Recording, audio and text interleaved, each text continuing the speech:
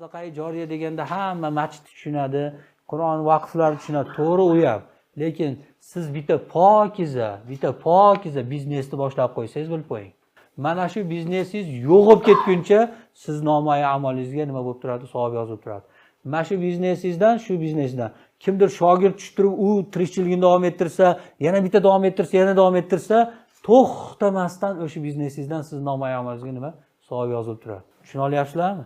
Hamma masjid qurishlikda to'g'ri u narsa, to'g'ri. Lekin sadaqai joriya faqat masjid emas bilib qo'ying. Faqat madrasa emas bilib qo'ying.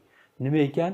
Biznes ham ulkan sadaqai joriya hisoblanadi bilib qo'ying. Lekin shu yerda bitta eng alam qiladigan joyi, sizlar agar o'sha biznesni noto'g'ri narsani o'rgatib qo'yadigan bo'lsanglar, qancha harom yesa, sizlarni yegan haromidan sizlarni nomayman yozdi.